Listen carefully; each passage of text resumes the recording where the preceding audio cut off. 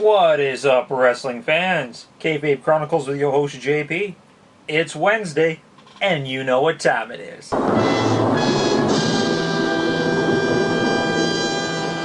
This Week in Wrestling, the weekly segment where I cover news that has happened in the world of professional wrestling. Crazy stuff like always happening this week. Let's get that ball rolling. As usual, late to the party, but I decided to only do once a week broadcast, and of course this happened shortly after last week's broadcast, so the whole world already knows about it, but whatever. I'm throwing my 2 cents in.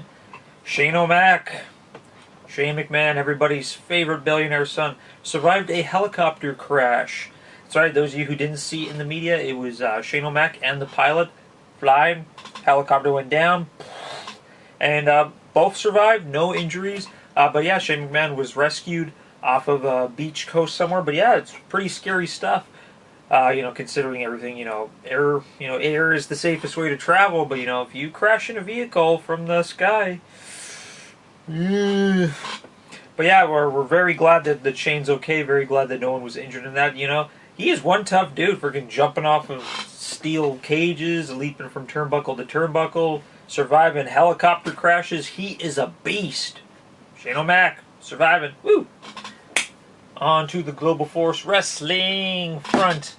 Longtime superstar Davies Richards has rumored to announce his retirement from the world of professional wrestling to pursue a field in medicine, to start and finish his medical degree to become a doctor.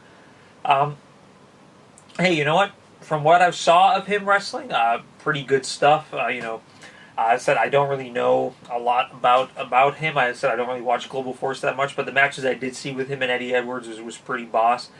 So we wish him all the best in his new endeavors. Sometimes your body just says, hey, I don't want to do this anymore. And you know what? It's always good to have a plan B. Always good to have a plan B. But yeah, if it's true, enjoy your retirement. Go save some lives. Sticking with the Global Force Wrestling chapter, I guess. Alberto El Patron has officially been declared not a suspect in regards to this whole assault and battery domestic disturbance dispute at the airport, as I reported a couple weeks back. He's been officially cleared. Is Global Force going to unsuspend him? I don't know. Haven't heard that much yet, but I have heard that he's kind of in the clear for now. We all know what he has in his mind. Bad stuff. On to the Raw side. Raw! This week, it was announced Summerslam is going to be a fatal 4-way for the World Championships. We're going to have Brock Lesnar taking on Roman Reigns, Samoa Joe, and Braun. Woo! That's awesome. Super excited that Braun's going to be in the main title picture. Granted, I don't see him winning, but it's really cool. I was just tired of the same old stuff. So it's interesting to see what's going to happen with this. Rumor is Brock's going to drop the title. Who knows? But yeah, fatal 4-way. I like it. SummerSlam's shaping up to be something pretty so far. Which segues into the next thing. We have a new number one contender for the Women's Championship, and it's Bayley. What? Bayley and Sasha Banks had a match to determine the number one contender. Bayley came out on top, so Bayley will be facing Alexa Bliss at SummerSlam. Yay! But the only thing I can see possibly coming in this, I think now is going to be the Sasha Banks heel turn. I think that Sasha Banks is going to cost Bayley the match. Please, WWE, make it happen. You've been hinting about this for so long already. The women's division in Raw needs a desperate push, and I think that is the correct storyline to go. But yeah, Bayley's number one contender. That's kind of interesting. But let's jump over to the SmackDown side. SmackDown, of course, has no number one contender at the moment for their World Championship. So this next week on SmackDown, it's going to be John Cena taking on Shinsuke Nakamura. Almost forgot there. To determine the number one contender for Jinder Mahal at SummerSlam.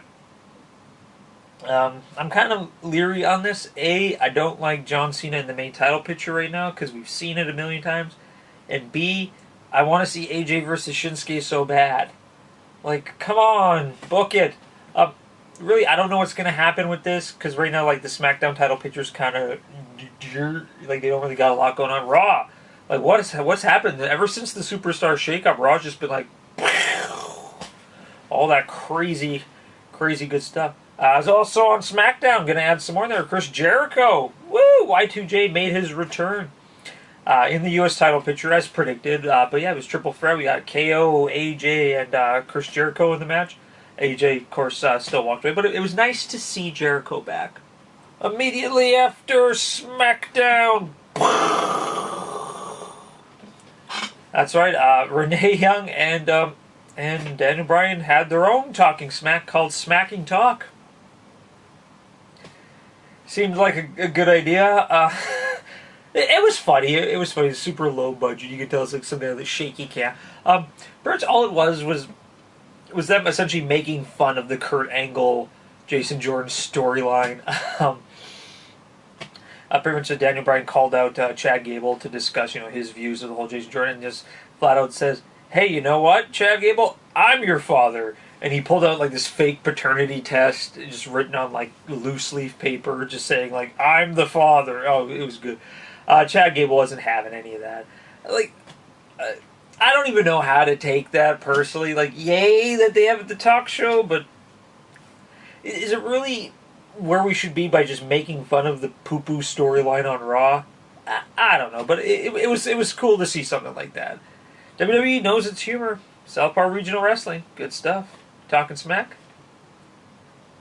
I miss it. Smack talking. I hope that this it's just weird. My mind hurts. And with the whole Jason Jordan blurpity boo and the SummerSlam blurpity boo, word on the street is that Jason Jordan's going to be feuding with The Miz for the Intercontinental Championship heading into SummerSlam. This works on a couple ways. Jason Jordan's not great on the mic. He's very green in regards to promos and that. So I think pairing him up with The Miz is a good route to go. Like, pair him up with a guy who's great at cutting promos so he can kind of watch and learn how to do it. Overall, I think if this is true, I think Jason Jordan is going to get the push. Because why else would he be Kurt Angle's son? Let's get a title on him really quick and see how this goes. But yeah, I'm looking forward to seeing if they do fight. But I think it'll be interesting. And closing off this week, it was announced, rumor again, that Mark Henry is now taking a backstage role, more of talent recruitment. As you see, like, he really hasn't really been in the ring a lot lately. When he is, he's just kind of, just there to push a lot of the young talent. But rumor is he is going to be retiring by the year's end. You know what? Good for him. Like, he's been in the company over 20 years. He's been world champion. He was part of the Nation of Domination. Like, he had a really good push. I really enjoyed watching him. Like, he started off as kind of like, oh, great, another Olympian becoming a wrestler. But he really did grow on me over the years. Sexual Chocolate, freaking hilarious. All the best stuff there. So yes, if the rumors are true, Mark Henry is retiring. All the best, big man. Thank you so much for 2 decades of sexual chocolate goodness. And much love. And there you guys have it. Did I miss anything? Let me know in that comment section below. As always, crush that like button and subscribe for more great videos. Follow us on Twitter using the 2 name tags in the description. And also check out the Facebook page, also listed below. As usual, this is JP from KayFabe Chronicles. And I will see you guys next time.